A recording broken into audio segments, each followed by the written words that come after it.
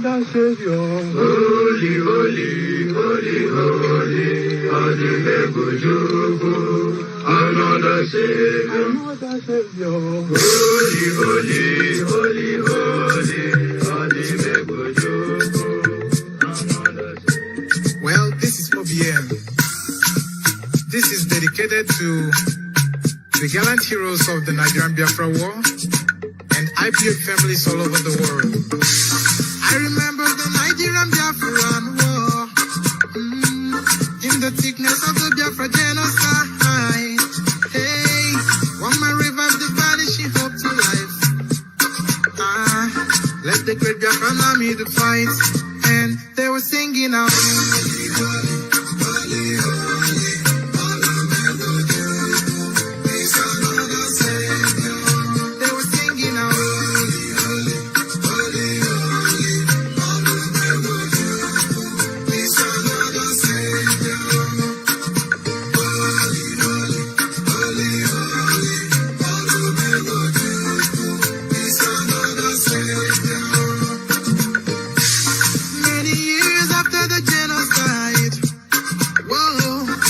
Another great leader has risen up now. Oh, and he's leading the Biafrans to victory. Iyomadika, Yabika, Kokwanam, no.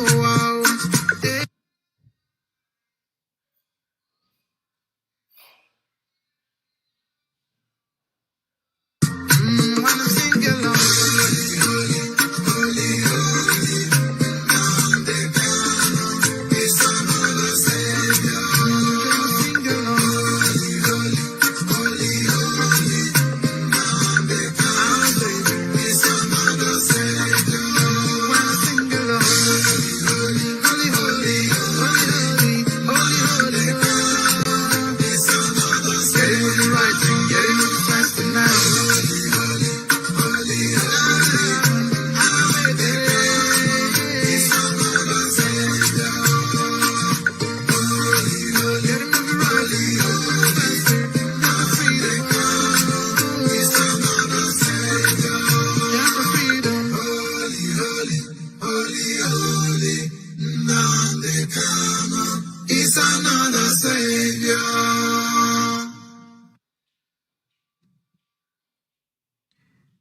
Chineke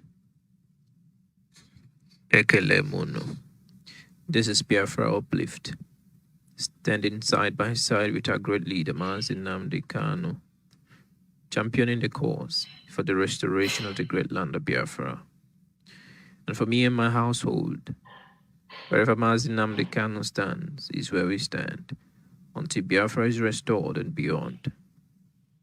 Now the big question is, where do you stand? Are you standing with our great leader Mazi Nnamdi Kanu, or are you standing with the enemy? The choice is yours to make. But remember, if Biafra does not come, we are completely finished as a people. But I know for sure that Biafra must come and the zoo must fall. Thank you very much for being part of this channel. Thank you for your great support to this channel. And please don't forget to subscribe, like, and share. And if you are outside the zoo, struggling to make ends meet, and you want to learn how online marketing works, and how you can leverage the power of the internet to make genuine income online, you can contact our dear brother, Henry Uche, on his website, www.henryuche.com. I repeat, www.henryuche.com. God bless Mazi Nnamdi Kanu, the indefatigable supreme leader of the indigenous people of Biafra. God bless Biafra and Biafrans. And God bless Dududuwa Nation.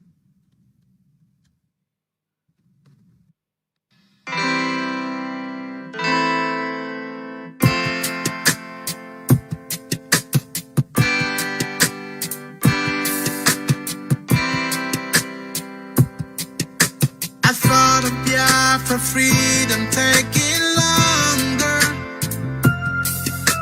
and cause of that you tend to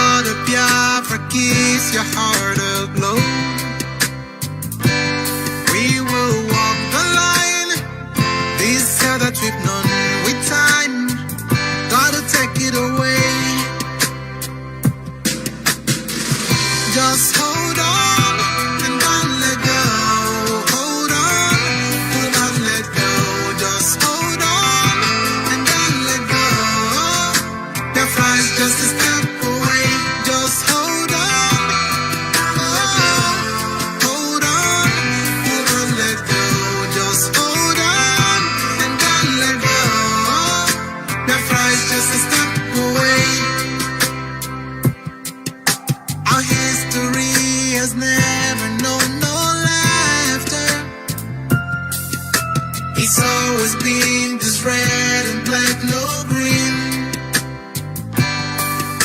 A nation of this blessed yet hungry people. We shine a brighter light the world will see. We will touch the skies and set up a throne on high and reign without God. Just hold on and don't let go. Hold on, do not let go. Just hold on and don't let go. Your flight's just a step away. Just hold on. Hold on. Just hold on. Your flight's just a step away. Tell me now, can't you see and don't you know? If I did let you know this a point of no return. The voice of radio is calling out to you, my brother. Say get up, stand up, and don't give up the fight. Hold on.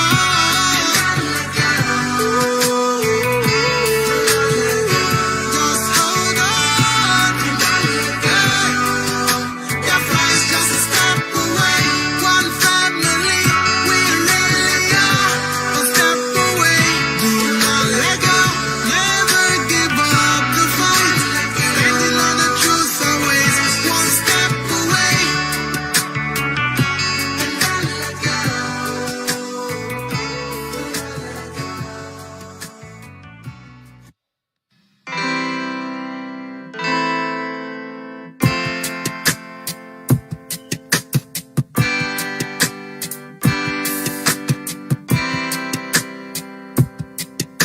I thought of Biafra freedom taking longer, and cause of that you tend to feel so low. I know our freedom is your greatest hunger. I thought of Biafra keeps your heart aglow. We will walk the line. This hell that we've known with time, gotta take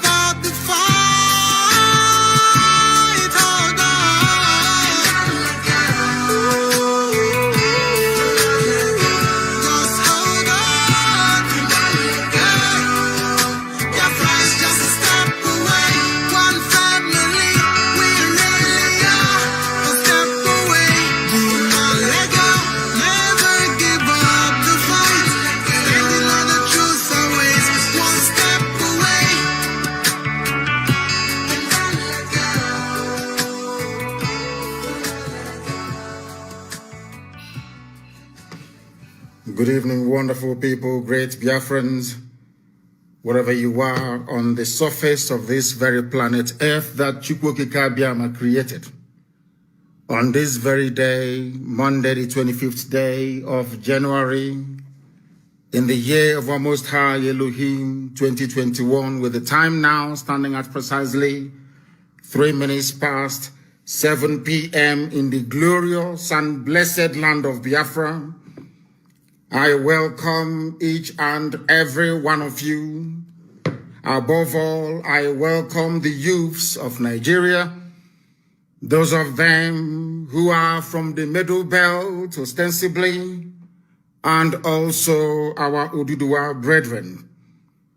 And as I welcome you, allow me to encourage you to also welcome other people right across this very planet that we inhabit. We are live and we are direct. As I said, today's day is the 25th day of January. The time now is 4 minutes past the top of the hour, regardless of where you are. That is how you know we are live and we are direct. And as always, heaven, that gave us a message to give to the living, is presiding over our affairs this evening, as he has always done. Today is a very special day. Today is a day of mourning, that is true, because people fell, innocent civilians. The cowards killed them. They couldn't come to the bush to look for us. They decided to go to the streets of Olo, killing innocent people. Cowards they are. Cowards they are. They know we are in the bushes defending our land and our forests and our farmlands. They decided to go into the town. Hope Uzodinma sent them to kill innocent people. But today, we have given them, it's just an appetizer. Well, it's just an appetizer. We'll serve the main course very soon. As I told them, if your brother or your relative is at Obinze, and they come out on the streets of Olo, they will die. It's a very simple promise. And today we kept our promise. We are not going to deviate from our protocol. We must acknowledge all those who are listening all over the world. All of you listening right across the surface of this very planet Earth, be it via IPOB, community radio, Radio Biafra app, tuning, just name it, on satellite, and also on Facebook. They must know that we are serious. 2021 cannot be like any other year. We promise them we have come to die for what we believe in. Now they understand how serious we are. Hope Uzodinma feel sorry for you. Another dead man walking. I will catch we what I will do to me any ear that hears it will bleed. I swear to God Almighty in heaven. Our Lord can never be any other will be, but I'm telling you, the zoo has fallen. Now they will know. We will hunt their children all over the world, wherever they are. Now they will see madness they have never seen before. Now they will see madness, the real madness. My name is Nnamdi Kanu. I lead the largest mass movement on the face of this planet Earth. Determined men and women, prepared to give up everything in pursuit of what is right before God and before man. We are the indigenous people of Biafra. Chukwokika said, if you cannot defend this very land, then you have no right to exist. And that is exactly what we are doing. We have come to fight every form of banditry and evil. If you think the army can come to Biafra land again and kill civilians and walk away free, you are dreaming. If they come, they will die. Let us call upon heaven to take its rightful position this very evening. I am going to pray a prayer of David. Because we are nothing without Elohim Adonai El Shaddai that gave us this very mission. The hardest mission in the world is to set Biafra free. The hardest task on this earth. Because most of them are born ingrates. Some of them fathered by Janjaweed during the war, or should I say their parents. Some of them engaged in inglorious pursuit of meaningless wealth. But our job is different. We have been sent by heaven to do that work that the Almighty Himself mandated us to do, which is to set His children free in the center of this very earth, in the blessed land of Biafra, the land of the ancients, the hardest job in the world. We must honor in heaven. Do you think we apologize to anybody? Without apologies to any idiot. I will keep doing what I'm doing until I am invited to The Hague. Then I'll ask the whole world where they were in 1966 as 300,000 Biafrans were slaughtered in the north. Where were you between 67 and 70 when over 5 million were slaughtered? Where were you when Akaloka was beheaded in the north? Where were you all the countless riots and massacres in the damnable zoological republic against the children of the Most High Elohim? Where were you people when Obibo was going down, burnt, synagogues destroyed, men and women abducted and sent to the north to be raped? Most of them are still in detention. Where were you? That is what I intend to ask the world. Because this is a year of insanity and a year of madness. This year we show them what we are made up of. When we say Biafra or death, this year they will understand the meaning of it. We must pray. Because the whole world is listening, and I especially asked Nigerian youths to tune in this very evening or morning or afternoon, depending on where you are. I'm going to pray in English language. We shall praise thee.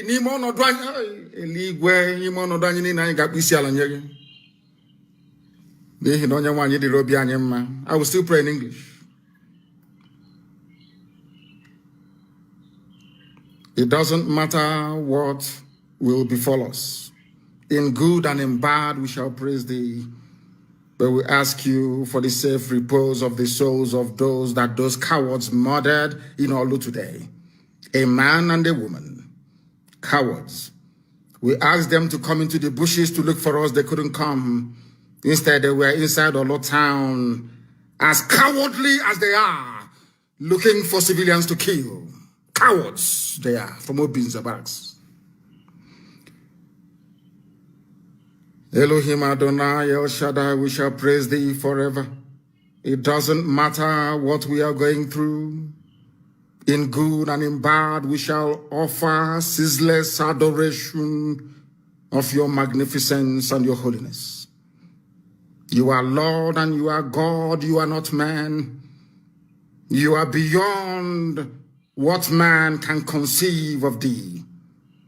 That is why unashamedly this very evening we proclaim your greatness before the assembly of the upright and in the congregation of the living. Because your work upon our life is great. Your handiwork is honorable and glorious. It doesn't matter what we are going through because you are God. We cannot question thee. And your righteousness endureth forever. Look at the things that you have made, the heavens and the earth, the moon, the stars, the ocean, the rivers, the streams, the mountains, all belong to thee. You are full of grace and compassion. And unto thee do we anchor every of our hope, every of our belief that Biafra shall be set free, and that you will also impart knowledge into young people within Nigeria to receive common sense, to absorb this very message this evening, because it is comprehensive and incisive. You have shown us your mercy in the past. You will show us your mercy again. We are not asking for what doesn't belong to us. We are doing precisely that which you mandated us to do.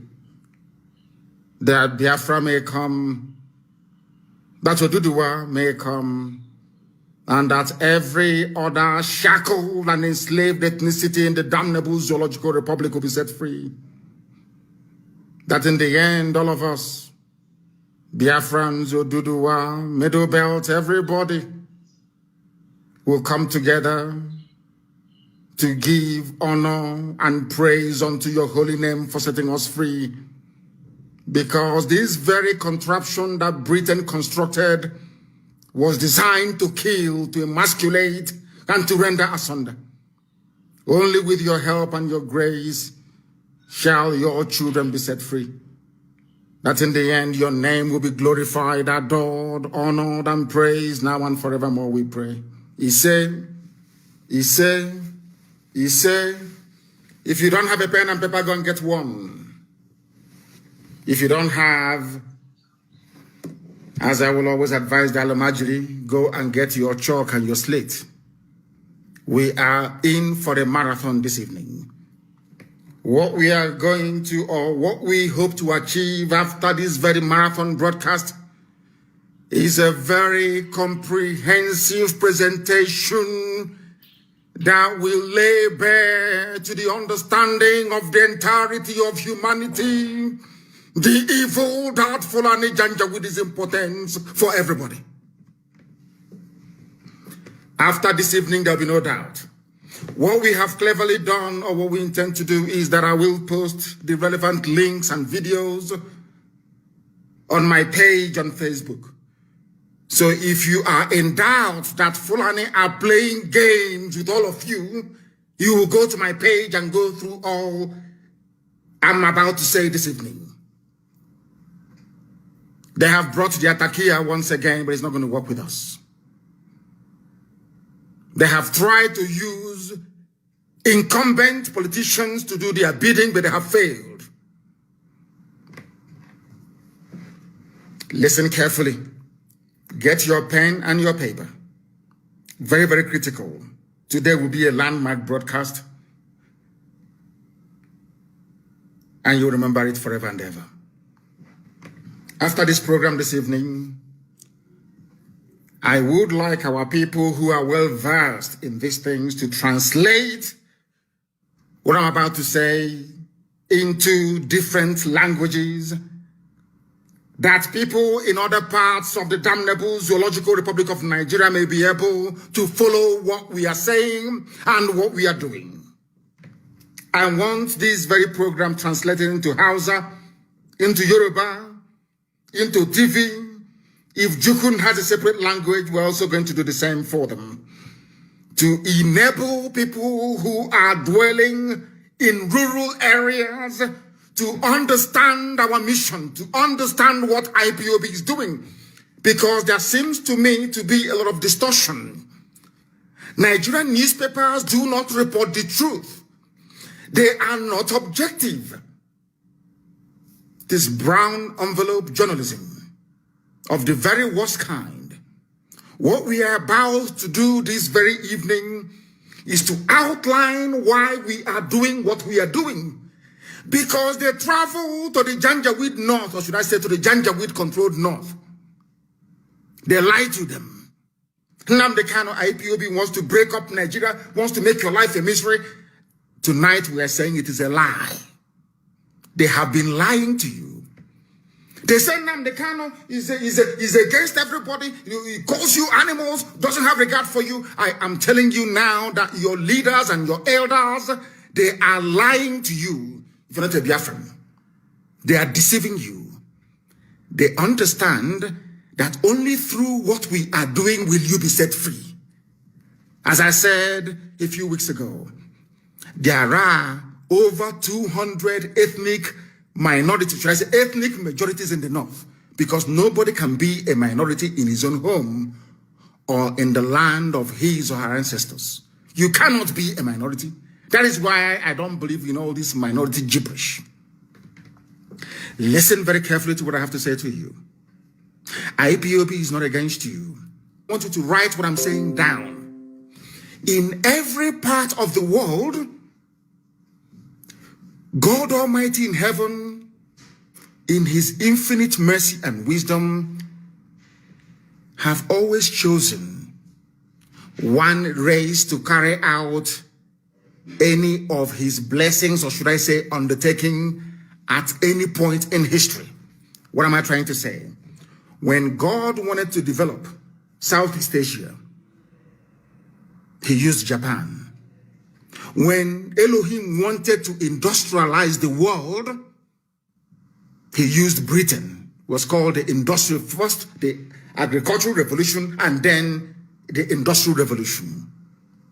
When Elohim wanted to educate the world as to the, should I say, niceties or benefits of social media, should I say, the internet and all the rest of it, the virtual world, so to speak, he brought in the US. When Chukwuokike Abiama wanted to make mobile phones available to everybody, he brought Nokia. I think that's in Finland. Mass production. When Elohim wanted the cost of goods and services to be reduced drastically, that poor people living in Africa can afford to have a flat screen television, he brought China for mass production. Now listen to me very carefully. The time has come. God Almighty wants to liberate not just Biafra, not just those who are in the zoo, but the whole of Africa. And you know what God has done? He has chosen Biafra to do it. Because without Japan, today China wouldn't be great. The first roaring economy from that part of the world in Southeast Asia was was Japan. Now, South Korea, Taiwan, all the rest of them, everybody had to emulate, to copy. Do you know the reason why? Because when you go begging from Southeast Asia, today you have Malaysia, you have Indonesia, you have Singapore, everybody is doing fantastically well because they had a Japan to look up to.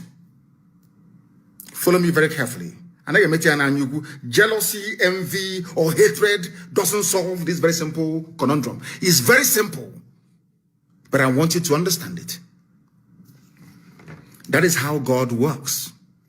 When God wanted to liberate South Africa, he brought Nelson Mandela, brought Steve Biko, of course. There are other people that will come along. When God wanted to liberate black people, not just in America, but the whole world to an extent, he went for Martin Luther King Jr.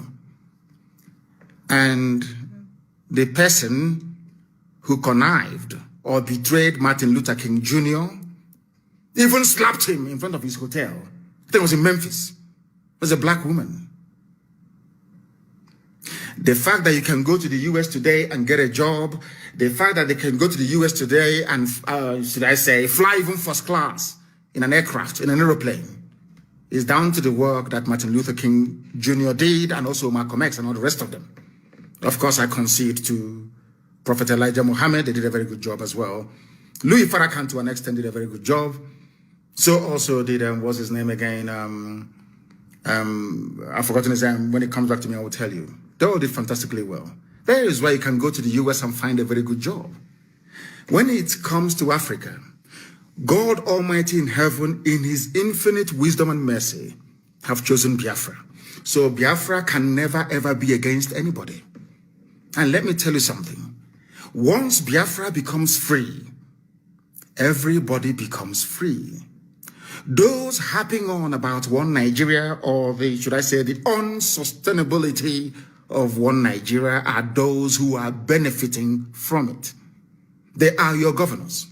Remember a few weeks ago, I told you that anytime somebody assumes office, in Nigeria. If you're telling them about what would benefit the society or our children unborn, they will tell you not under my watch. Go to what Makinde, the governor of Oyo State, said today. Go and read it. Exactly what I told you a few days ago. That is why the most dangerous person in front of you is a politician in Nigeria. Not the old woman in your village or the tree that is over 2,000 years old. No. The destiny destroyers you have, in fact, in the whole of Africa, are politicians. Because they are evil. They are doing the work of Satan.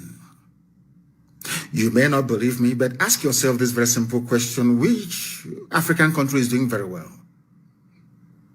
Just please explain to me. Is it South Africa? You want to say South Africa? Go there and see what is happening. Or what has been happening since the white people left leadership. Now is the time for us to be free. I want to reiterate under oath, because I am always under oath 24 hours a day. If the oil and gas from Biafra land is your problem, I swear before God Almighty in heaven, on my honor, my life, and that of my family, that I will distribute oil and gas from Biafra land for free to the entire West African sub-region. For free. Do you know why? So that their economies can grow as well. We need people to buy our goods and our services. Why do you think America gives grants to people all over the world? Why do you think the EU gives grants? Even China gives grants to everybody. Even Australia. Why? Because poor people cannot buy Range Rover. Do you understand it? They need to help you inadvertently to grow your economy so you can have the spending power to buy the goods and services that they produce. It is called common sense. It is not stupidity. I can assure each and every component ethnic group in Nigeria today, this evening, all those of you who are listening, all those of you who are watching and listening, that Biafra will not abandon anybody. We want all of you to be free. You all can remember very clearly what happened between 67 and 70, because every time we talk about our eternal leader, the great Dame Chukwemeka Ojukwu. Why I am doing this program this evening is not to allow what happened in the past to repeat itself. Ojukwu did not declare Biafra because he wanted to. Ojukwu went to Aburi to negotiate for, what's it called, restructuring. And he succeeded in negotiating for a restructured Nigeria back to regions. Listen very carefully. On the ride from their hotel to the airport, I think it was Ankara who was the then military junta ruling Ghana. Ojukwu and Gowon were best of friends. Ojukwu said, when we go back to Lagos, I will be the person to nominate Yakubu Gowon as the head of state. I hope all of you are following what I'm saying. Ojukwu never declared Biafra. Britain scuttled it, because Britain did not want any of you to become developed. They didn't want you to control your own economy. They never wanted you to have a life of your own. They wanted to, you know, this big daddy mentality is us who made you, we created you. You are what you are today because of us. You are nobody. We made you. They love it. So every time we'll be crying, hey, Africa needs aid. Africa needs help. Give them grant. There is vaccine. Why don't you help them? There is polio. There is malaria. Let's help them. They look at us as imbeciles who cannot fend for themselves. They love it. You know that feeling you have, that rankadede feeling when beggars are coming to your house and begging you, you'll be feeling very proud and very big. That's the mentality they have. They knew that Ojukwu would have destroyed that. That was why they hated him. Ojukwu only declared Biafra because Gowon reneged on restructuring. Gowon said, no, we are not going to restructure. And Ojukwu said, this was not what we agreed in Aburi.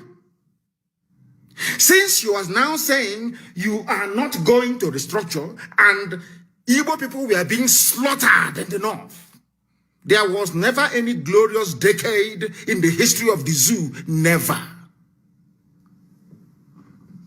Ojukwu said, I will now create a safe haven for persecuted people in the northeasterners to come back home. And that time, everybody was in this agreement together. Efik, Ibibio, everybody was represented in Ojukwu's cabinet. The man that suggested that the name Biafra should be used was an Ijo man. An Ijo man. Ijo is on Chief Frank Opigo. An Ijo man. So when people talk about Biafra, Ojukwu's Biafra, they will never tell you is Ijo Biafra. They will never tell you it was an Ijo man. Ijo. That said to Ojukwu, our original name is Biafra. And Ojukwu adopted it. Then the propaganda started flying. Sadly, from our Yoruba brethren. Then, very sadly, the lies began. The same lies that they were peddling that led them to label IPOB as a terrorist organization. But people occupying Yoruba forests, people raping and killing in Izombe, people raping and killing at Ozo One, people brazenly attempting to take over the whole of Benue State, they are not terrorists. I want people to, at least those that still have some measure of conscience, to understand what I'm saying. People who are raping and killing you, they are not terrorists. They are not proscribed Mietiala, no. They are normal. You negotiate with them. You talk to them. You parley with them. But IPOB that is championing the freedom of everybody in Nigeria, I said everybody. Sometimes people misunderstand what we are doing. Biafra is a vehicle with which we are going to liberate everybody, including ethnic minorities in Sokoto, in Katsina, in Bauchi. Only Biafra can save you. Why am I saying this? And I want you to listen very carefully, please, and note what I'm saying down. Fortunately, the people of the South are gifted with a sense of responsibility, and if things doesn't work out, rebellion. If we stay in one Nigeria, for instance, let's say we collapse IPOB and the Oduduwa movement were to stop, do you think that any minority in the Fulani conquered North will be able to rise up to challenge them? If the answer is no, then other people must do it. Those who are able should do it. That is why IPOB, this Biafra movement, needs the support of everybody. It doesn't matter where you come from. It doesn't matter if you're from Kanu. It doesn't. Once you are suffering within Nigeria, you need IPOB and you need Biafra. More than Biafra needs you. Because if we stop, let's say we collapse IPOB tonight and stop our agitation, how are you going to get electricity in your lifetime? How are you ever going to get good roads? How will you ever hold your corrupt and inept politicians responsible? And more importantly, how are you going to stop Fulanese from taking over your ancestral lands? How? Just tell me. A few days ago, I said something very, very poignant. I said, if you want to remain in one Nigeria, I'm not begrudging you, but look at Hausa people. That is going to be your fate. You are going to be a people devoid of honor and integrity. You will only exist as a people, if at all they will allow you to exist. Now you understand it. That is why we are doing what we are doing. We must cut out all the distortions, all the falsehoods, all the outright lies against what IPOB stands for. Anybody against IPOB is working for the politician. They are paid irats. Owasiwanya is a very spent force, somebody who made his entire existence on sabotaging his people. We love our elders. We respect them. If not that I'm a very, very discernible and sensible man, I would have thought that perhaps that Paya Debanjo has turned around to abandon truth, which I know and respect him for. Do you know that Paya Debanjo said, I am at one with Kanu? Yoruba media said, I am at war with Kanu. After doing my presentation during the Never Again 51 years remembrance of those that the zoo slaughtered and massacred, over 5 million people. After I finished speaking, Paya Debanjo asked to come back into the program to speak. He was allowed. He said, I am at one with Kanu. Fulani is the problem of Nigeria. The media wrote that Paya Debanjo said, I am at war with Kanu. These are the people who have been lying to you, telling you that we hate you, IPOB is too parochial, we hate everybody. And I'm saying, if we hate everybody, why was it that when I was at DSS, those who used to wash my clothes were kids they picked up from Sokoto, from Zamfara, and tagged them Boko Haram sympathizers, locked them up for, some of them for nearly 4 years. They used to wash my clothes. They used to fetch water for me. Boko Haram people. We started talking. They were the ones telling me, they told me every history about Muhammad Yusuf, the founder of Boko Haram that the zoo police killed. You know, sometimes, you know that Nigeria even accused me once of supporting Boko Haram because I came and I made it very public that Boko Haram is the way it is today because of the wickedness of Nigerians. An average Nigerian is a very wicked animal, a wicked beast. Why do I say this? When Muhammad Yusuf was agitating for referendum, some of you don't know this, the Boko Haram founder was agitating for referendum in the Northeast. The Nigerian police killed him. That was why they turned violent. But when you discuss the history of Boko Haram, people will say that terrorists, they are this, that. But it was the Nigerian state that inflicted terrorism on these very poor people. That was why they took up arms. That is a fact. Castigate Boko Haram all you like. Cast aspersions all you like. Say whatever you want to say against them. It was your docility. You were there. Nigerian police went and killed a man that hasn't killed anybody. Today they're holding El Zagzagi. Holding him. Tomorrow now, when El Zagzagi dies in custody, and another front will be opened up with Shia Muslims in the north, all of you will start yapping as usual, terrorist group, terrorist. But now that El Zagzagi is suffering injustice, all of you are quiet. The only time I'm speaking the truth, you know me, I speak the truth always. I don't give a damn who is upset or who isn't. Have you noticed something? The same thing now that Yoruba media is saying that, of course, I love Sunday Igboho very well. He's doing a very fantastic job, and I will keep supporting him. Do you see the way the Yoruba media are reporting their own people? Do you see how they're writing about every second, every minute, every second, every minute? Because he is Yoruba. And the media in Nigeria is controlled by Yoruba people.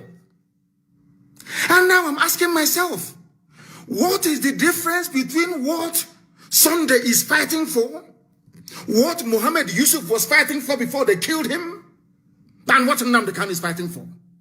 No difference. Follow me very carefully, please. I'm not saying that I condone or tolerate the excesses of Boko Haram bombing and killing people. I completely reject and condemn it. But there is no difference. Yoruba will never promote anybody outside their tribe. They are journalists I'm talking about. Never. Because somehow they feel that the coming of Biafra will somehow disadvantage them. I don't know why. Or is it because somebody somewhere is desperately trying to become the president of the damnable Zoological Republic? I have no idea. But I want you to pay attention this evening. Ask yourself this question. What is it that Sunday Iwoho is doing that is different from what IPOB is doing? What's the difference? They'll say, oh no, because he's not advocating for the breakup of the country. Because we see a million miles ahead than any other person. Why am I saying this? Do you know when Ojukwu saw that only restructuring could save Nigeria? Only restructuring. 52 years ago. 52 years ago. 52 years ago. I want the world to understand that this is a gift that God gave to Biafran people. The gift of vision, to be able to see things before they happen. And I am very glad to say, and with every sense of humility, I hasten to add, that I also possess the same gift as Elohim gave to our eternal leader. I have the same gift. I need you to understand this very, very carefully. I also have the same gift. And you ask yourself this very simple question. Why was it that something Ojukwu saw, not did he only say it, he negotiated for a restructured Nigeria what do I mean by 50? 54 years ago, 53, 54 years ago. Only now, they are now asking for the same thing. 54 years ago, they killed 5 million Biafrans because of it. The same thing they killed 5 million Biafrans because of, now they are begging to have it. And the thing is, why must all of us be begging Fulani for restructuring? Why must all of us be begging them for referendum? Why? Are they God? Are they holding the key to our lives? Why must we are begging? Every time we are begging them, oh, please, can you restructure? Oh, please, can you give us? Every time, please. Who are these people that we keep begging them? And I will tell you to go through your elected representatives. They tell you to go through your politicians. But one thing you don't understand is this. They are the ones that allowed the INEC that they control to bring those people forward as your political leaders. So they control them. That is a fact. Now, if you want to remain in perpetual slavery and poverty, do not support IPOB and what we are doing. But if you want to, you see, sometimes people think that I'll give you a very simple example. China is blessed. They are doing well all over the world. The economy is booming. I think now they're #1, I believe, in the whole world in terms of economy, and they're #2 in terms of military might. That is their blessing. No one can take it away from them. Do you understand? No amount of jealousy can change it. If out of jealousy, or you believe that Biafra is going to be one very beautiful nation in Africa, and because of that, you are not going to support them, you are doing yourself a disfavor. Because there's a way we say it where we come from. If you're suffering, we are also suffering. Everybody's suffering. And let me ask you, which other people do you think will have the courage to do what Biafrans have been doing for the past, say, 54 years? Which other people in Nigeria, I'm asking you, can do it? There is nothing envy or jealousy can do for you. You can be jealous from now till the kingdom come. It cannot remove God's blessing and grace upon a people. Why is it that Angela Merkel, as advanced as Germany is, will say that USA is the leader of the free world? You know all the problems that they had during the Trump era, with NATO funding and all the rest of it, World Trade Organization, World Health Organization, and the rest of it. If you ask Angela Merkel, leading a very proud Germany, she will tell you, we look up to America as the leader of the free world. Is it going to stop Germany from doing very well by acknowledging the preeminence of the United States of America? No. If you ask Boris Johnson now, he will tell you the most important thing for us is to make sure that America comes back to lead the free world. It doesn't matter if you're hung up on your jealousy or your envy. It's not going to change God's blessing. The same thing applies to Biafra and IPOB. And to the Igbo race to an extent. The same thing happened to the Jews. Jealousy, envy, jealousy, envy, jealousy, envy all over the world. They were slaughtered over and over again. They were killed. It never ever removed the grace of God from upon them.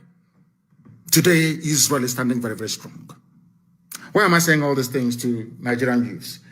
It's for them to understand this very simple fact, that we have not come to take anything that belongs to anybody. We have come to set all of you free. And I will reiterate,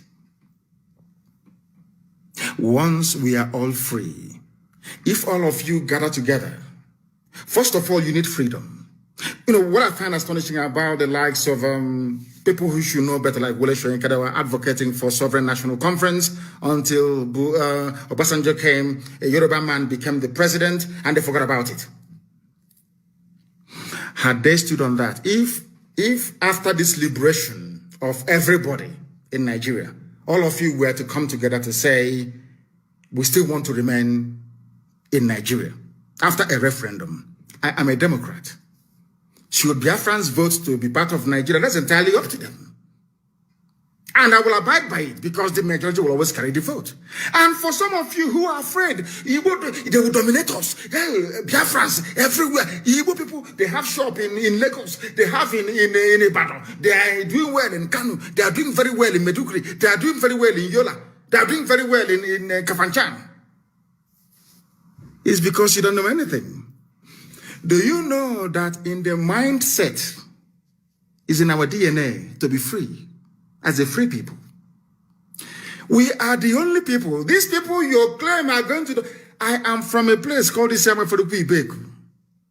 Afaruku used to be one autonomous community before, but now we are three. Maybe we are going to become four, who knows? We are the only people that answer to autonomous community. Do you know why? Because we love freedom. We don't want anybody to lord it over us. And for people who wrongly claim that was the propaganda of the Janjaweed, the Miyet Yala Caliphate, Fulani Caliphate over the years, don't join Biafra. Don't join the Igbo people. They will dominate you. They will dominate you. And I want to draw a very simple analogy with what is happening today. Look at Miyet Yala. Look at IPOB, for instance. Who are the ones killing you and dominating you? Miyet Yala. Who are the ones shouting, don't join IPOB, don't support them, the same Miyet Yala dominating you? That was what they did before, during, and after the war. They poisoned the minds of our people. Britain started it. And go on, finished it off. How did they manage to do it? By repeating the same garbage over and over and over and over again until you believe it. Now, I want to put an end to that lie to tell Middle Belt why they must produce a leader, why they must come with us, to let my Yoruba brothers and sisters understand why they must come with us, because together we can liberate ourselves. Then, once we liberate ourselves, to your tent, O Israel. But if during the process of this liberation that is bound to happen this very year by the grace of the Most High, what we intend to do, what we must do is that at the end of this revolution, there is going to be a referendum. And that referendum, there are going to be only 2 questions on the ballot paper. Do you want to continue as, no, 3 questions actually. Do you want to go your separate ways and become different republics or entities or nations? Do you want to have a confederation? Or do you want a federation? As a referendum question. That's all. If it comes back that Biafrans, after this new order has been established, they vote for a continuation of one Nigeria, who am I to say no? I'm a Democrat. I can never say no. Understand this very clearly. We are going to go into a revolution this year. Something more compelling and devastating than end SARS. We must do it together, spontaneously at the same time. As I told you, we outnumber them.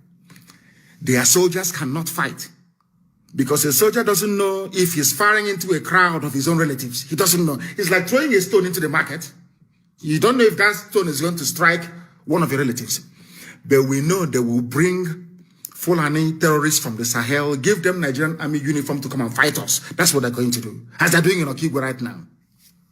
Now listen very carefully when they do that. We outnumber them. Fulani is a minority. They're not up to 4% of the population of the zoo called Nigeria. They cannot intimidate all of us. They can intimidate you, that is your business, but they cannot intimidate us. Not Nnamdi, they cannot, this IPOB. Never. Do you know why? Because over the years we allowed them, we gave them leeway. There was no problem. Only Fulani is at war with every ethnic minority, or should I say every ethnic group in Nigeria. Only them. Ask yourself why. We have gone beyond stupid analysis. Every day we analyze. Every day we keep analyzing the news. This happened. That happened. Oh, they have killed somebody here. There. I said to you, now is the time for us to band together. The promise I'm making all Nigerian youths this very night, because it's night time in Nigeria, is this. After we must have succeeded liberating each and every one of us, there is going to be a referendum. In that referendum, there will be 3 questions. Do you want Nigeria to continue as a federation, the way it's presently structured? Do you want confederation, which is regional government? Or do you want everybody to go to their tent, O Israel? I know what the problem is. People will say, when I was in detention at DSS, one of their officers that usually take me to court, one very fine, handsome man, he's from Borno State. He said to me, do you know I am a Christian and I am indigenous to Borno?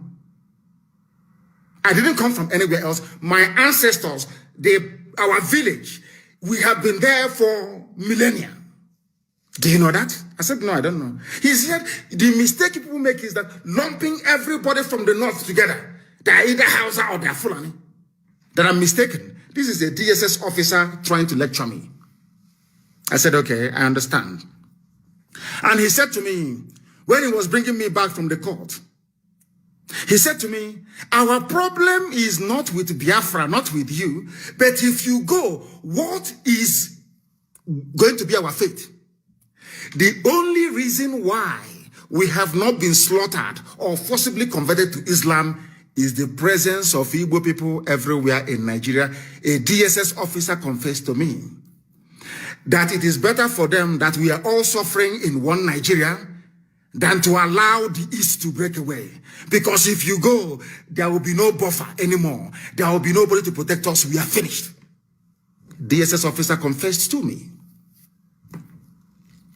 So this evening, and over the years I've been thinking, you know, I came out of that their mess for very many years.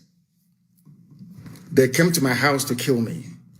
To tell you how, you see, when I say that a black man is evil, people don't quite understand what I'm saying. I want to digress just for a few seconds. When I left DSS, I went to Kuje prison and I was granted bail because, you know, in Nigeria, they can never ask you to go. They will always grant bail because they want to make money from you. And I went home. They said, you don't speak to the press. You shouldn't attend any rallies. I told them to go to hell. I broke all their conditions. And I was there, ready to take 2 million men to Abuja. They came to my house to kill me. Now, let me tell you why Nigerian journalists are also part of your problem. Because they never, ever educate you. They always lie to you. I was in my house. The army came, the army of Nigeria sent Nwodo, Ibazu, Ekwemado, and who else invited? And Umahi invited the army to kill me. Do you know the reason why? Because I refused to call off the governorship elections boycott in Anambra State in 2017. I told them I won't call it off. They sent the army to come and kill me. Punch newspaper editor, the owner of Channels Television, every major newspaper, Vanguard, everybody knew that I was in my house preparing to go back to court, and they came to kill me. In the process, they killed 28 of my men. As a result of the trauma suffered, my parents died. Next month, a few weeks' time, will be the anniversary of their burial, because they were buried on the 14th of February of last year. My mother and my father died as a direct result of the trauma that they sustained resulting from that very attack. Do you know what happened? Nigerian newspapers, they have seen the video. They saw the army scaling the walls of my house to come to kill me. They went to court. Buratai gave editors of Nigerian newspapers money, Yoruba editors mostly, to say that I jumped bail. Do you know, that very day I realized that there is a level of wickedness in the soul of a black man, that is why black people are poor all over the world. I never knew. That day it occurred to me that black people are patently evil. I was in my house, sleeping in the afternoon, having siesta, and the army came to kill me in my house. By the grace of God, I survived it. Somebody, a human being that went to school with conscience, had the temerity to say that I jumped bail, that I am a fugitive when they came to kill me, which means that those Yoruba newspaper editors wanted me dead. Do you see how black people reason? Do you see how they think? Now, as I was saying, these people, do not allow them to deceive you. IPOB is fighting for your liberation, for your freedom.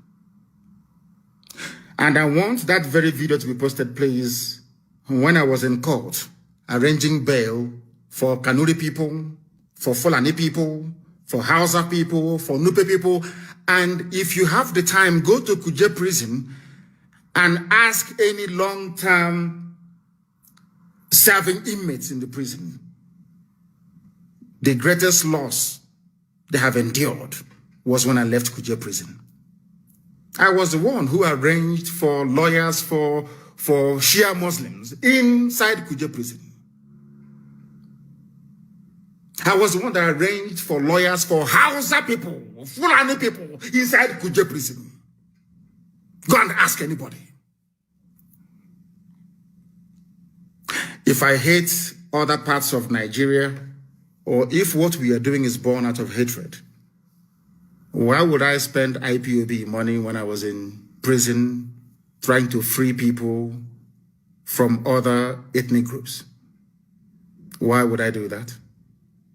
What benefit do I have to derive from it? That is to prove to you that what we are doing is to try to free everybody. Because if Biafra is free and other people are not free, we don't have freedom. We want other people to be free. So then when Biafra is doing very well, other nations around us will also be doing very well. There is something called economies of scale. That is why I believe that anybody who is a student of economics, you can never be jealous or envious in your life. In fact, if you attended Government College Omar as I did and studied factors of production at Form 3 or Class 3, you can never be jealous in your life. Have you seen any Omahian being jealous before? So these people that went to all these mushroom comprehensive schools in the bush, they don't know anything. Have you seen anybody who attended maybe King's College Lagos or DMGS Onitsha or where's this one again? CKC Onitsha for that matter, or Nike Grammar School or Methodist College Uzakole, or maybe Hope Warden Institute in Calabar or Stella Maris in Iguacha, or maybe Africa Grammar School in those days. Do you think they have time for jealousy? Because at Class 3 they teach you something in economics, factors of production. And after that, they say that for you to do very well, all companies or factories producing the same item, if you are sited in the same place, that's why you have industrial parks. There is something called economies of scale. Although you're doing your own business, making your own money, but the fact that you are all together doing very well, there are spin-offs, there are some things you gain from one another. Maybe not directly. It's called economies of scale. That is why, after the Second World War, America poured so much money into Germany that they were fighting. They fought Germany. The war ended like today. From tomorrow, they enacted what was called the Marshall Plan and gave so much money to Germany to rebuild the German economy. Do you know why? Because they know that Germans, they have scientists, they are hardworking people. It is in the interest of America that Europe is doing very well. It's only in Africa that when you see somebody doing well, you want them to die. Because you're black, you're primitive, you're evil. Let me tell you why it is good for other people's children to do even better than your own children. Because you don't know the disease or illness that may afflict you tomorrow. You don't know if there is any medicine available to cure that very illness. And you know the funniest thing, you don't know if this your neighbor that you're hating on, or this Biafran, or this IPOB member that you hate, you don't know if it is the child that will find or invent the medicine that will cure you. I've preached this thing before on Radio Biafra. That is why abroad, when you don't send your children to school, your neighbor will call the police. I told you this before. And one day, I was living at a place called St. Philip's Road in East London, in Hackney. And I asked the woman, why did you call the police? Is it your business? The woman said, I have arthritis. There is no cure for arthritis. We only manage the pain. I don't know if this little boy that this woman is denying access to good education is the one who is going to invent the medicine to cure arthritis. Shamefully, and I went back upstairs. It reminded me of what I read in school, economies of scale. If Biafra is free, all of you will be free. If all of us are free, then we enjoy the genuine benefits of freedom and democracy. That is not obtainable in the zoo called Nigeria.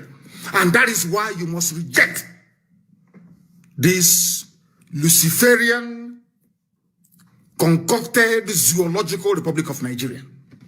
And now I want you to understand this. I had wanted to build a very small context, a sort of background, so you understand why I call Nigeria a zoo. Some of you get upset.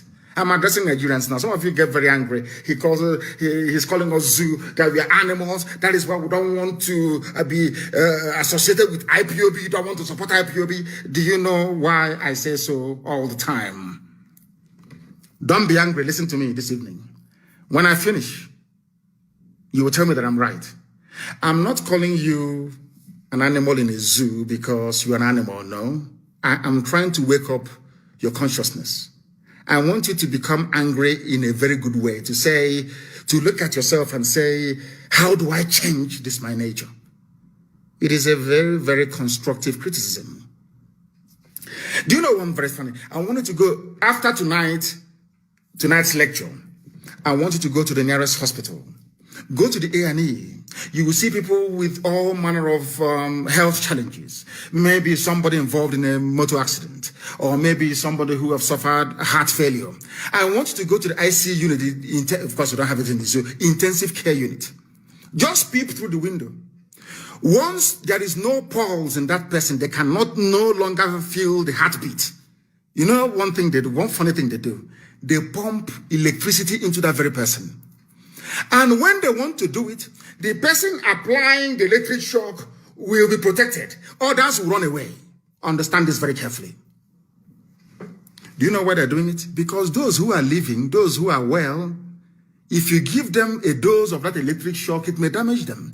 But to this person that the heart is no longer beating, is dying, they need electric shock to wake them up. The same thing happens in real life. That's the reason why we do things the way we do it. That was why I called Nigeria a zoo, and why I call Nigerians animals, because you are dead. I need to wake you up. I need your consciousness to rise up, to realize that you're in a mess. And because it took you very many years to understand it, that is why you are in the mess that you're in today. The zoo was attacking Dele Momodu, my good friend. But you have forgotten, all of you have somehow forgotten what they said. Today they're in Oyo Forest, isn't it? Which Sunday is fighting very gallantly, and of course, Ibagania dams and all the rest of them, fighting to secure and keep Yoruba land safe. And my very good brother, Yinka Odumakin, of course, FFK and our elders in Yoruba land. The elders I have, that's all I have as elders. The rest are jokers. Now, listen very, very carefully to this. Because our people don't, you forget so easily. You forget so easily. And please, I want my principal professor to post this, please. Post this very link on my page. In May 16 of 2017, there was a headline from Nigeria, from Asarok. Headsmen attacking Nigerians are foreigners. Published by a published by a Fulani, respectable online media, Premium Times. Respectable, I say, because of the very sterling work they did on Obibo massacre. Premium Times carried it. The headline says, the headsmen attacking Nigerians are foreigners. Now I ask you the simple question. If the headsmen attacking Nigerians are foreigners, what are they doing in the forests of Yoruba land? It is here. They have been raping, abducting, kidnapping, asking for ransom, killing people in broad daylight sometimes. And it's here. Now, let me read this a little bit for you so you understand. Nigerians are, this is why I call you a zoo. Because you never make any reference to anything. You never connect the dots. Never, ever, ever. Ask yourself, if the Nigerian government can say that the headsmen attacking us are foreigners, then what are they doing in our bushes? Why is Arewa Consultative Forum defending them?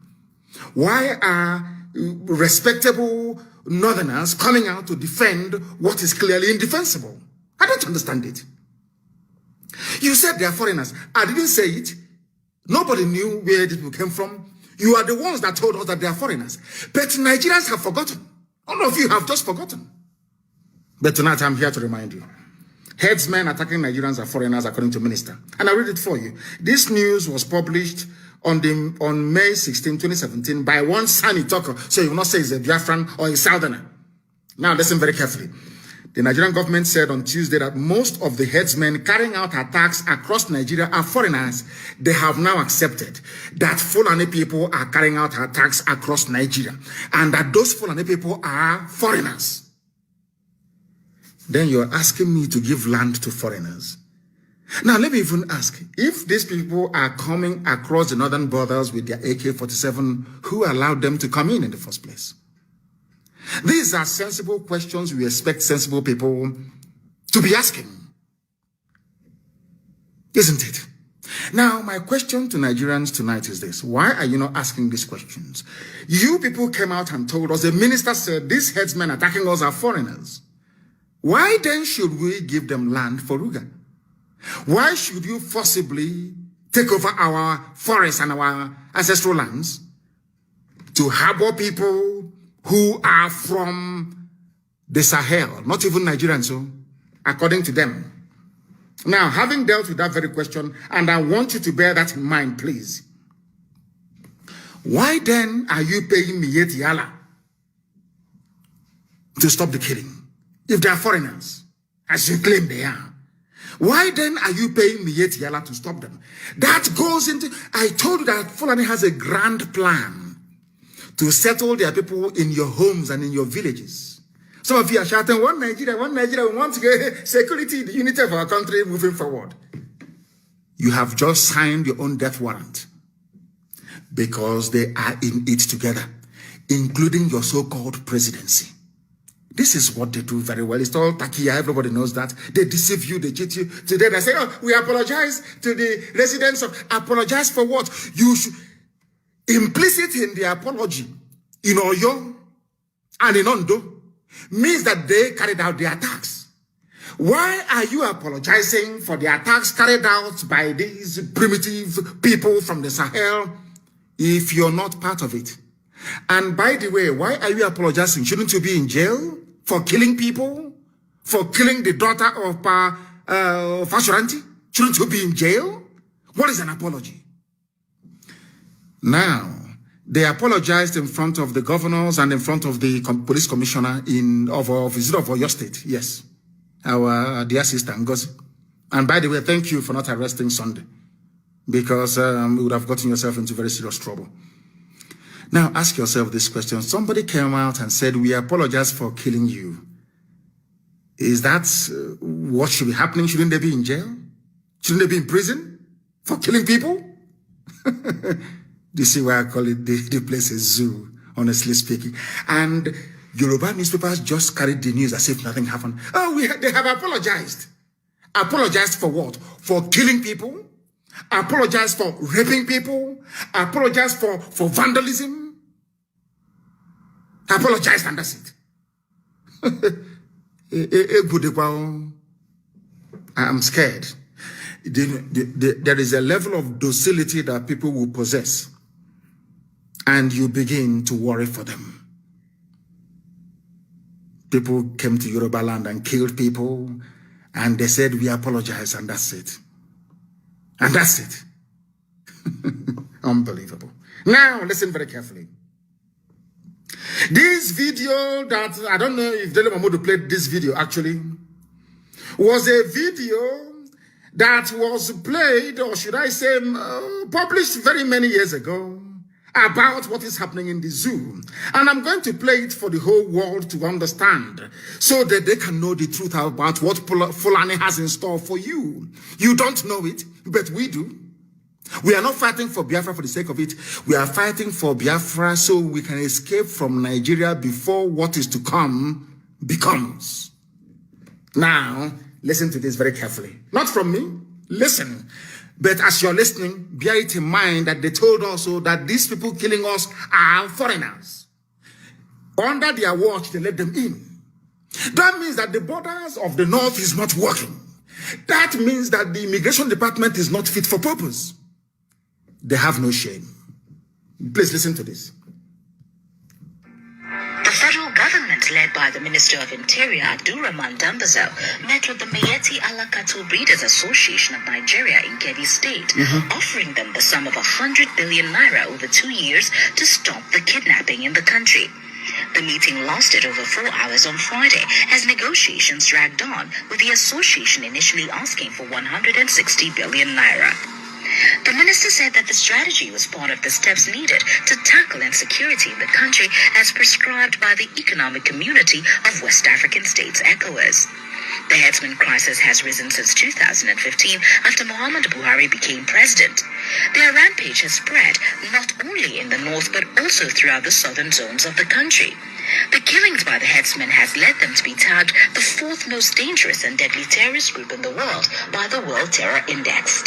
The acting Inspector General of Police, Muhammad Adamu, who was also at the meeting in Kebbi State, added that over 1,000 people have been killed and many more kidnapped in Kaduna. However, he said that this intervention was necessary to bring the criminals to book. The Kebbi State Governor Atiku Bagudu said hosting the meeting in his state shows the seriousness of President Muhammadu Buhari's administration in tackling the security challenges in the country. Are you following? They gave me Etiala 100 billion and they're denying it. This was independently reported by Roots Television. The clip is here. The governor of Kebbi State also spoke about it. Do you know the funniest thing? The person that told you that it is foreign nationals who are committing the crime is the same man that hosted Mietiala and gave them 100 billion. Dambanzao Fulani. The president, Fulani. The governor of the state where the meeting was held, in Kebbi, Fulani. Are you listening? Are you paying attention? Do you see how they have been playing with you, telling you insecurity is everywhere? Because they know they have come to take your land from you. And there is nothing you're going to do about it. This was why they wanted to crucify Dele Momodu. Because of this. Because of this, they wanted to kill him. They were saying it's a lie, but it's here, reported neatly and cleanly, and please post this on my page, that people may go and view it over and over and over again to understand the mess you are in your so-called one Nigeria. Nigeria is like, I don't know what it is. It's like, it wasn't a cage. I'm telling you the truth. And what are their plans? I will tell you in a few seconds what their plans, what their overall strategy is, what their plans are for you. Why are they paying Mietiala to stop the killing if it is not Mietiala that is doing the killing? Very simple. These are the things I expect investigative journalists to go into. Ask is a simple question. If Mietiala is not carrying out all these killings, why are you paying them 100 billion naira? What for?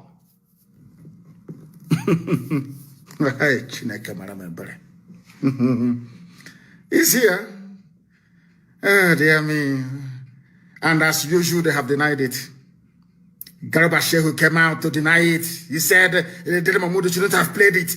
We never offered 100 billion to any association, but the facts are there. You can see it very clearly with your two eyes open. It's called Takia, to deceive you. You hear them, Makinde must do something, Akeredolu must do something. We are in one Nigeria, everybody can be everywhere. The elders should speak against it. That was how they kept goading in Niawodo until Niawodo succumbed and said the army can attack Isama Faruku, my hometown, to kill me. Niawodo, Ikepore Mado, Odevu Mahi, Willie Obiano, and Okesibazo signed my death warrant and said, go and kill him. Nothing will happen.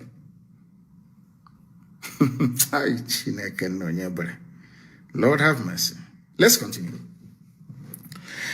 They asked Garba Shehu, did your government, your Fulani government, of course Buhari is dead. If you say Buhari is alive, then that means you need to see a brain surgeon. Your brain is not working very well.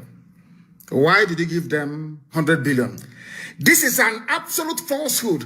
In all of those meetings, I have confirmed that in any of those meetings, nothing like money was discussed.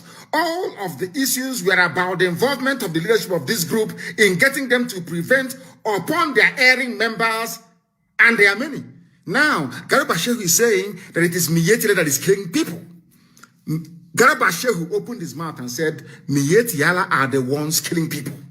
That's his response earlier yesterday. Because we want to attack Dele Momodu. See how they're playing with you. It is Mietiala. It is not. We gave them money. We did not. The same Mietiala that was negotiating the release of kidnapped school children just a few weeks ago. Do you see how they are messing up with your brains? And they need to keep you occupied. They know how you reason. They know that you want money. They know you are very hungry. They know you're very desperate to also own a house in Dubai. What do? They dangle 2023 in front of you, telling you it is the turn of your village. Yo, don't worry, 2023, you come to Abuja, you start enjoying. You too, you can have private jet. Don't worry, that is it, 2023. Don't worry, we are in your forest, yes, we know. But there is killings going on, yes, we know. But please, forget that. Think of 2023. They know how you reason.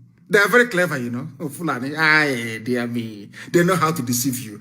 And they have willing tools in Yoruba journalism. Yoruba journalism is as poisonous as a very corrupt, desperate politician. Very, very poisonous. Very poisonous, I tell you. It was Yoruba media complicity and duplicity. That is why their forests are being occupied today. Because what goes around comes around. They never knew that by helping these Janjaweed Caliphate suppress freedom fighters, they themselves are opening up their land for occupation. They never knew it. It's common sense. Today everybody's suffering. Garuba Shehu said only a few days ago, no, just yesterday, that it was Mieti Allah carrying out the killings. Has anyone suggested that Mieti Allah should be I don't know, proscribed? No. When they kill you, they apologize to you. But IPOB, that did nothing. They want to tag a terrorist group. That is the mind of a black person. It is here. The evidence is right in front of us. But Nigerians are too gullible, and I'm asking Nigerian youths tonight, do not be gullible anymore. Do not be gullible anymore. Stand up and say that we have had enough. And when we call you to come out on the streets to protest, just do it. And you have your freedom in your hands. They kept denying, oh, we never gave money to Mieti Allah, but I want to read another news for you, and please publish it. I want you to publish it on my page, the link to this Guardian newspaper publication. Foundation sues government over alleged plan to pay Fulani headsmen 100 billion to stop kidnapping. They want to pay them 100 billion to stop kidnapping. Now, let me read that for you. The incorporated trustees of Malcolm Omirobo Foundation has filed a suit against the government of Nigeria over alleged plan to pay Fulani headsmen 100 billion to woo them to stop kidnapping and banditry in the country. Fulani are the ones doing the kidnapping. Fulani are the people doing the banditry. It is not profiling. They have maybe Britain advised them 2 days ago. Start using the word profiling. You know, it's very sweet. We are not profiling anybody. We are telling you the truth. You set up all these terror groups to advance Fulani hegemonic interests right across the length and breadth of Nigeria. That is what you're doing. And we are calling you out. And you don't like it. That was why you tagged IPOB a terrorist movement, to try to silence us. But God Almighty in heaven had other plans. It is here. Vanguard publication, confirmation that Fulani people are the ones doing the killing, and they are the ones paying themselves to stop killing their so-called fellow Nigerians. And Governor Makinde is saying, we are one. Let us stay in peace, because he doesn't want his security votes to be threatened. That is black people for you. Black people for you. Now, there's another news coming from the same Fulani group. I want you to pay very serious attention, please. Coming from the same Fulani group. This news was published on May the 10th, 2019. A Fulani group warns Nigerian government against compensating Mieti Allah with 100 billion. Please post the link on my page so the so-called Nigerians can come and see what has become of their lives. How they are deceiving you. Even a Fulani group Sequel to reports making the rounds that federal government is offering the Mieti Ala Cattle Breeders Association of Nigeria the sum of 100 billion. I remember when Garba Shehu was asked, why are you giving them money? He said that Mieti Ala is a legitimate stakeholder in the country. Have you forgotten? Garba Shehu, go and Google it. Garba Shehu, just Google Mieti Ala, a legitimate stakeholder in the government of Nigeria, you will see it. The same Garba Shehu. When he was asked a few years ago, now he has changed. We never gave them money because they think they are talking to fools. They think they are talking to idiots. This very group is called the Gan Allah Fulani Development Association of Nigeria. They want the government not to give this money to Mieti Allah. They use it to buy guns and equipment to bribe some very corrupt and useless traditional rulers in the south to give them land to occupy forcibly. Are you following? That's Nigeria for you. That is one Nigeria for you. And we are here to educate the youth of Nigeria so you understand what is affecting your lives. How these people have done everything they can to make your life a misery. And after receiving 100 billion, they went on rampage. That's why you have them everywhere. That 100 billion was to boost them, to scatter them everywhere. That was what happened. And that is why you have Fulani Mieti Ala killing everywhere right now. The 100 billion was to move them down south, to take over your ancestral lands.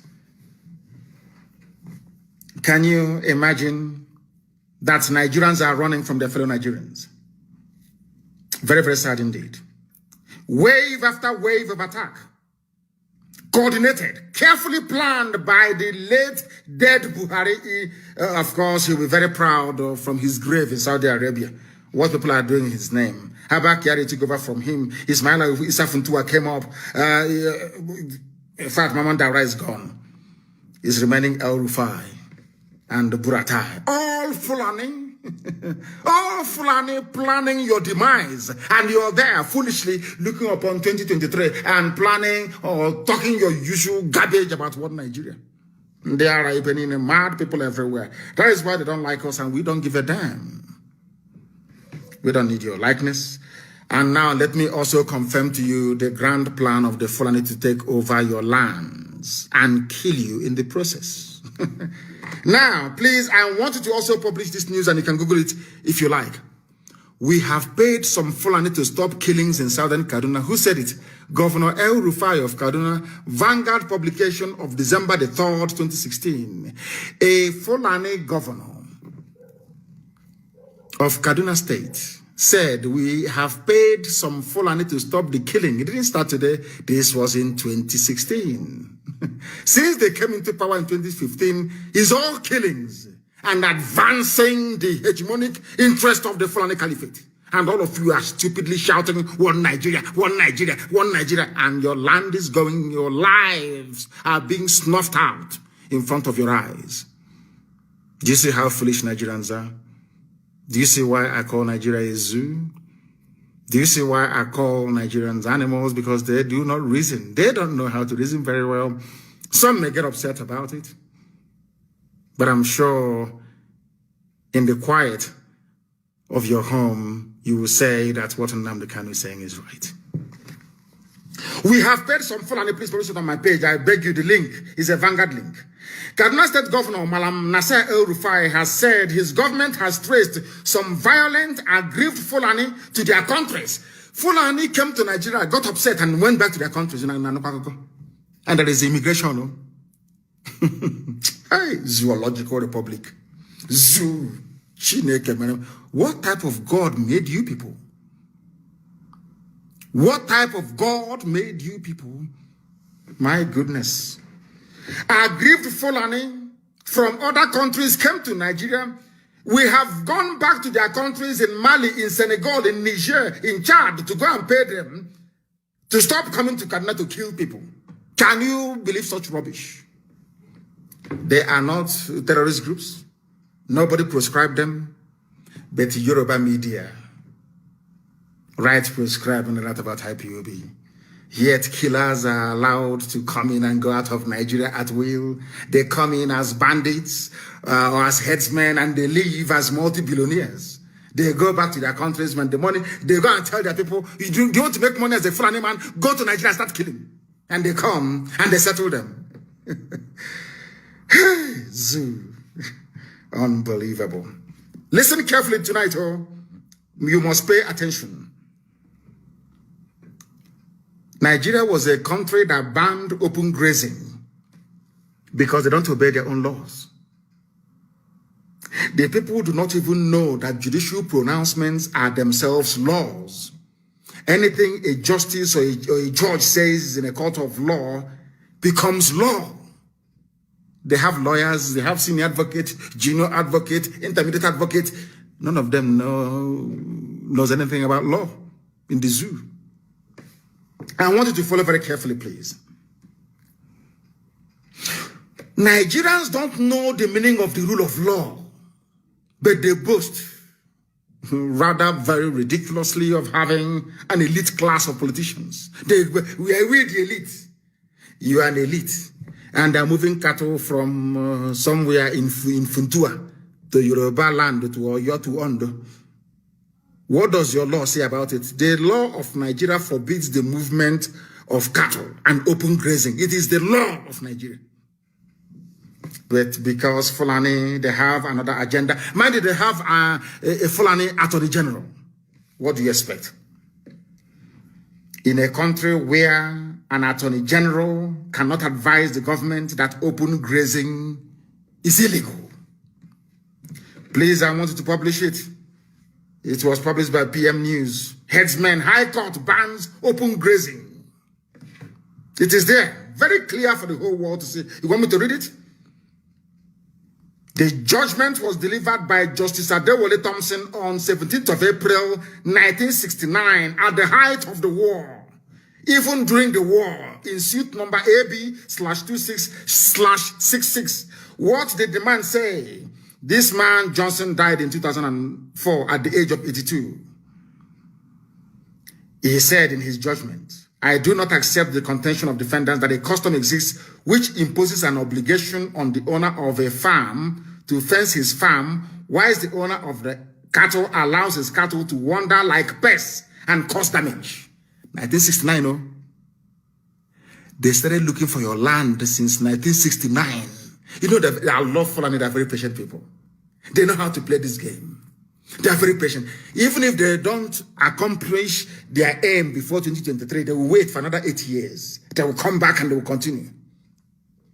Until they take over your land. It is here. This is a law in Nigeria.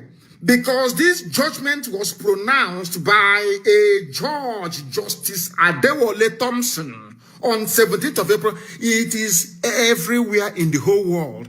That is the reason why people go to Supreme Court in America.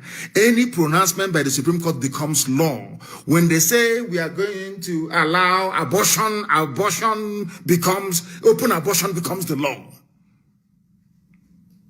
When they said that now blacks and whites are equal, they can ride on any public transport, it became the law. Congress did not legislate for blacks and whites to ride on a bus. I forgot the name of that woman. I think it was somewhere in Alabama. I've forgotten. Well, it's a very famous case in America. I don't know why I forgot it. The woman that refused to stand up and give up her seat to a white passenger on a public bus. It went all the way to the Supreme Court. The Supreme Court of America said you can sit anywhere on a bus. That abolished segregation on buses, on public buses. House of Reps or Senate did not debate it or vote on it. Now you understand, don't you, how civilized countries operate. Any pronouncement by a court of law becomes law on its own. Nigeria has this law since 1969 that banned open grazing. But today, you're talking about open grazing. And you're telling me that such a place deserves to be called a country? Oh, dear me. Hell, Britain made me that mad. Very sad indeed. I played this video for you before and I want to play it for you again. and please repost it on my page about the Bauchi governor talking about how they are going to bring in Fulani from everywhere and they pay them your money. The money comes from Biafra land, from our oil and our gas in Biafra land. Chai, these guys, they have messed us up. Messed everybody up. Now listen to this, please. It with them more because to them they don't have borders from Cameroon to Nigeria. But that's the thing, Excellency. How they don't have borders? Fulani don't have borders. That's why they can come, plan with Miet Yala, kill people, kidnap people, collect 100 billion. They go back, they finish spending the money, and they come back for more. And you want Nigeria. You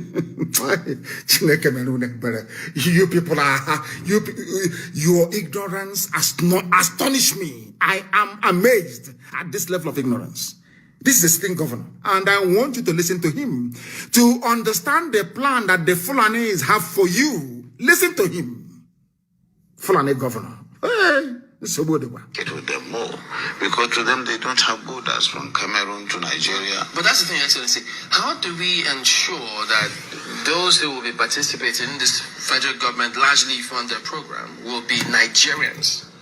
Federal government funded, thank you very much. It's Rosa Parks. Rosa Parks, the case made it all. I want to educate Nigerian lawyers because, you know, senior advocates advocating rubbish. You don't need to make noise about Fulani people in your forest. Just go to court and ask them to reinterpret what Justice Thompson said in 1969. It is law in Nigeria. Anywhere you see a Fulani man grazing the cattle outside, they are breaking the law of the land. They should be in jail. Rosa Parks is the woman's name. Thank you very much. You claim you're educated. These you black people. What is wrong with you? With you people? What is wrong with you people that you cannot reason properly? Rosa Parks, nobody came back and said white supremacists never came back to say to Rosa Parks, no, it was then, it's now. You have to go and sit at the back or give up your chair. Supreme Court of America made a pronouncement and that was it. It became law. You can sit anywhere on a bus. The same thing is applicable in the zoo where there is supposedly the rule of law. Once a judge makes a pronouncement in a court of law, it becomes law. Senior advocate talking rubbish on Channels TV. Let's listen, please, to your Bauchi governor giving your land away to his brothers from the Sahel in the name of one Nigeria. In terms of the funding? No, in terms of the operations. This is to bring in Fulanis together. We have Fulanis from other countries. Fulanis from other countries together in Nigeria. That is why they need your forest. That is why they need your land. That is why they're telling you about we can live anywhere we like. The person living anywhere he likes, where is he from? Is he from Niger, from Chad, from Senegal, from Gambia, from Mali, from Burkina Faso? Where are they from? And now you can say it. Hi, Zoo. Listen. I think there is a lot of mistrust and misconception with regards to the Fulani man. The Fulani man is a global or an African person. He moves from the Gambia, from Senegal, and his nationality is just a Fulani man. And as a person, I may have my relations in the Cameroon, but they are also Fulani men. I have relations because from the maternal side, I'm a Fulani man. And that is why we want to educate people. A Fulani man sees himself as a Bayelsan, as somebody come from the Niger Delta, because he speaks the Niger Delta language. Are you listening? And I don't. And of course, we would have to just take this as part of our own heritage, something that is African, and that we cannot just close the border and say the Fulani man is just a Nigerian. Close border and say Fulani is only in Nigeria. There are Fulani elsewhere. They want to come and see their brothers in Nigeria. And you're talking about one Nigeria. One Nigeria. One Nigeria. Very, very sad indeed. One Nigeria. Open your border so that Fulanis can come and collect their own 100 billion from the presidency. Fulani presidency. The zoo is in one almighty trouble, I tell you.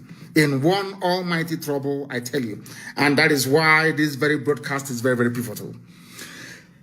Very, very important that it goes out to the rest of humanity. I warned all of you. That is the most funniest thing of all. I warned you many times over. many years ago, but you never listened. My joy today is that people are beginning to come round to our position about the prediction, or should I say, what we said would happen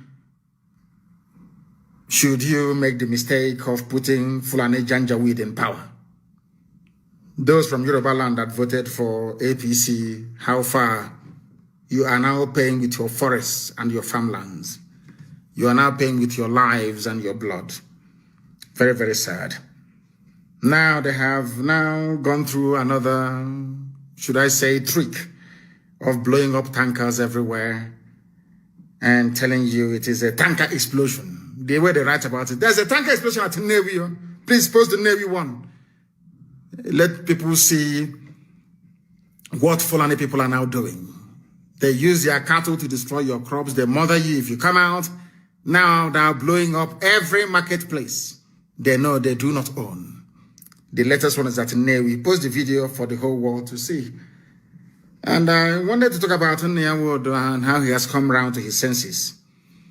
But I believe that by now, that juju they did to him, his eyes have now cleared. Post the, I don't know if you have the video of Nnamdi, please, I want you to post it. If you have it, of Nnamdi sounding like a miscreant, shouting and getting angry because of the same thing that I was saying a few years ago, and he connived with his friends to come and kill me. Very, very sad indeed. And the Miyetti will always win. The Fulani, they always win. They say they're having a meeting with Governor Kredolu and other governors to douse the tension because they have now apologized. You can allow them to remain in your land. Very, very sad indeed. Very, very sad. And this is a place where all land in Nigeria belongs to Fulani. Miyetti Allah dares Governor Akredolu. The link is there. Please post it for the whole world to see. All land in Nigeria belongs to Fulani. Oh, we can live anywhere we like. We are Nigerians. That is why Fulani will keep, because once you are locked into Nigeria, Fulani can do whatever they like. But to break Nigeria into pieces, they can no longer do whatever they like. That is why they need you in one Nigeria, so they can take your land over. The news is there. This same terrorist group, the fourth most deadliest terror group in the world, is now saying that the whole of Nigeria belongs to them and they will take it. With this level of docility, they will take it. But not the land of Biafra. Not the land of Biafra at all, at all, at all. What we are seeing today is, you know what Ojukwu saw 50 years ago? They said, Ojukwu is a rebel. Let's go and fight the rebels. In Lagos, let's go and fight the rebels are there. Let's go and fight the rebels. The rebels have been defeated, or they have said the rebels. What the rebels saw 54 years ago, you are now begging Fulani to give to you. What would have been very difficult, aligning with Ojukwu to get the restructuring that you wanted in 1967, 68. Now you are begging Fulani and they're saying no to you. They want one Nigeria, one federal government of Nigeria where they run everything. And so to make it easier for them to take your land. You are now today, you're begging. You're begging. And that is the reason why this evening I'm asking the Middle Belt to please rally around a young, vibrant leader in the Middle Belt to champion your cause. We will work together to make sure that we set our lives free. Very, very important.